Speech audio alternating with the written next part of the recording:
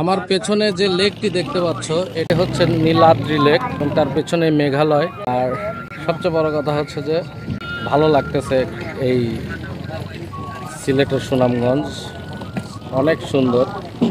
বাংলাদেশের এত সুন্দর সুন্দর প্লেস আছে, আসলে তোমাদেরকে কি বলবো, তোমরা না আসলে বুঝতে পারবো না।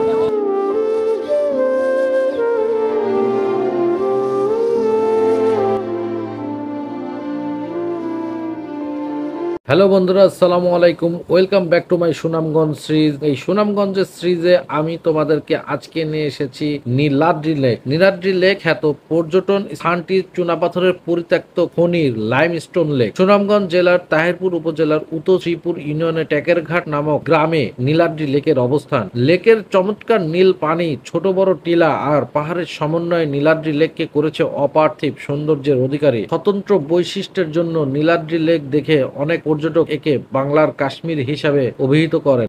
ঢাকা থেকে দুইটি রুটে নীলাদ্রি লেক যেতে পারো তোমরা। নিজের সুবিধা মতো যে কোনো একটি রুট তোমরা বেছে নিতে পারো। আমি তোমাদেরকে রুট প্ল্যান বলতেছি। রুট প্ল্যান 1, প্রতিদিন ঢাকার সায়দাবাগ বাস স্ট্যান্ড থেকে মামুন ও শ্যামলী পরিবহনের বাস সরাসরি সুনামগঞ্জের উদ্দেশ্যে ছেড়ে যায় এবং মহাখালী থেকে ছেড়ে যায় এনা পরিবহনের বাস। এসব নন এসি বাসে জনপ্রতি টিকিট কাটে 820 থেকে 850 টাকা লাগে আর সুনামগঞ্জ পৌঁছাতে প্রায় 6 ঘন্টা সময় লাগে। সুনামগঞ্জ শহরের নতুন ব্রিজ এলাকায় টেকেরঘাট যাওয়ার জন্য মোটরসাইকেল ভাড়া পাওয়া যায়। রিজার্ভ নিলে মোটরসাইকেল ভাড়া পড়বে 300 থেকে 400 টাকা পর্যন্ত।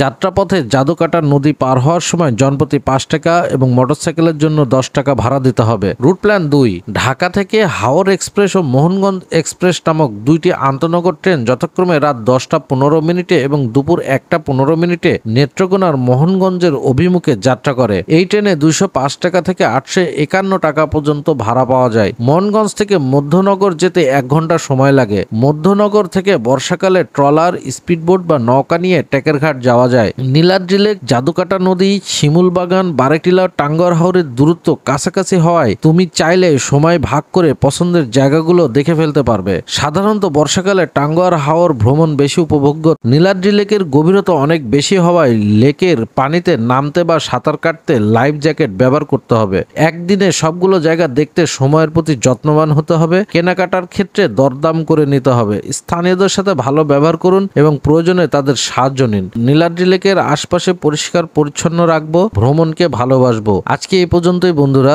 আমার এই ভিডিওটি ভালো লাগলে অবশ্যই শেয়ার করে দেবে। পরবর্তী ভিডিও পেতে আমার এই পেজটিকে ফলো করে রাখবে। আসসালামু আলাইকুম।